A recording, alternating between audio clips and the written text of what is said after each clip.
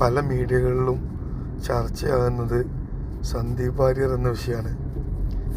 പല BJP പ്രവർത്തകരെന്ന് പറയുന്നത് ആ വ്യക്തി സന്ദീപ് വാര്യർ എന്ന വ്യക്തി കോൺഗ്രസ്സിലേക്ക് പോയാൽ കോൺഗ്രസ്സിന് നഷ്ടം മാത്രമേ ഉണ്ടാവുള്ളൂ, ലാഭം ഉണ്ടാവില്ല, കോൺഗ്രസ്സിന് അത് ദോഷമാണ്, സെൽഫ് ഗോളാണെന്നൊക്കെ പലരും പറയുന്നുണ്ട്.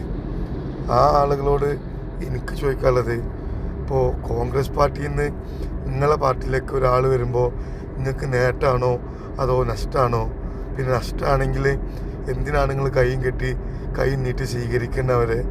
എന്തിനാണ് നിങ്ങൾ ആഹ്ലാദ പ്രകടനം നടത്തുന്നത്? എന്തിനാണ് ഈ മാർക്സിസ്റ്റുകാർ സരിൻ എന്ന വ്യക്തിയെ സ്ഥാനാർത്ഥിയാക്കിയത്? കോൺഗ്രസ്സിൽ നിന്ന് വന്ന ആളല്ലേ. ഇപ്പോൾ സന്ദീപ് വാര്യർ BJP വിട്ട് കോൺഗ്രസ്സിലേക്ക് പോയാൽ കോൺഗ്രസ്സിന് ഒരു നേട്ടമില്ല എന്ന് പറയുന്ന വ്യക്തികളോടാണ് എനിക്ക് ചോദ്യം ചോദിക്കാനുള്ളത്. ആര് ഏത് പാർട്ടിയിൽ നിന്ന് ഏത് പാർട്ടിക്ക് പോയാലും അതത് പാർട്ടിക്ക് ക്ഷീണം ചെയ്യും, അതത് പാർട്ടിക്ക് നേട്ടം ഉണ്ടാകും.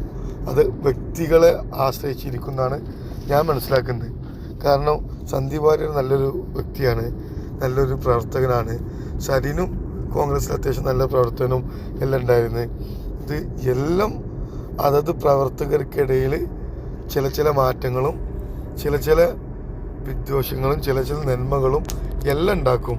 അല്ലാതെ ഞങ്ങളെ പാർട്ടിയിൽ നിന്ന് ഒരാൾ പോയാൽ അത് ഫുൾ അവർക്ക് നെഗറ്റീവും ഞങ്ങൾക്ക് ഫുള്ള് പോസിറ്റീവും, അവരെ പാർട്ടിയിൽ നിന്ന് ഇങ്ങോട്ട് വന്നാൽ അത് അവർക്ക് നെഗറ്റീവും ഞങ്ങൾക്ക് പോസിറ്റീവും മാത്രം ആണ് എന്നുള്ള ചിന്ത തെറ്റല്ലേ?